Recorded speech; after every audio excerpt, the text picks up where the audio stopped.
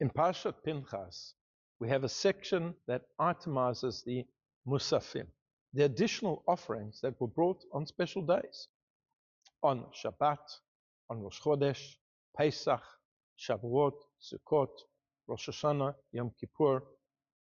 And generally this consisted of a number of animals that were an olah, a burnt offering, and a chatat, and a sin offering.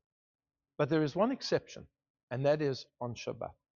On Shabbat, the Musaf offering was 2 sheep.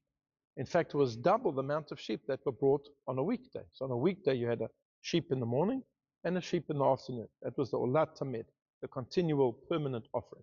And then on Shabbat, you had double. Everything about Shabbat is double. There's a double portion of manna that fell.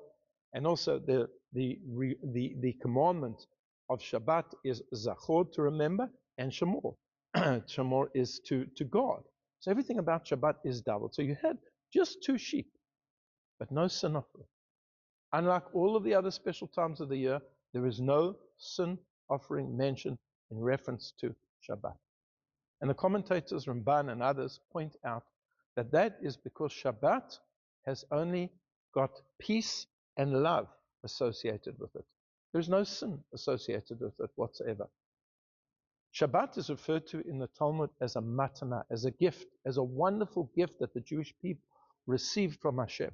And it takes us back to a statement in the Talmud where Moshe, who was still in Egypt, growing up in Egypt as an Egyptian prince for all intents and purposes, he sees the suffering of his brethren and he says to Pharaoh, you can't have a slave population that works every single day of the week.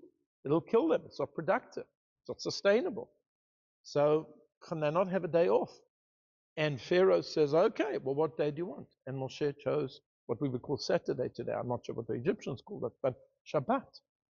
And in our prayers on Shabbat, we say that Moshe rejoiced b'matnat chelko, in the gift of his portion. What does it mean he rejoiced in the gift of his portion? Because later on when Hashem told him about Shabbat, he realized that he had made the right choice, that he had actually chosen Shabbat as the day that the slaves would be off. They already had a taste of it, but it was a gift. Unfortunately today, many people associate Shabbat as being a bother, and it's difficult, and we can't do this, and we can't do that. But that's not how the Torah sees it. It is a sign of ahava, of love. There's nothing negative about it. It is a gift that Hashem gives us.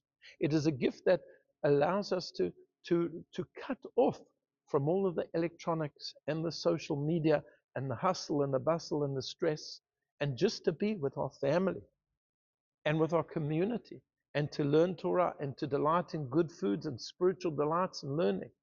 That is Shabbat. In our prayers, we say it many times that He gave us Shabbat ba'ahava, with love. It is a gift. Take that gift.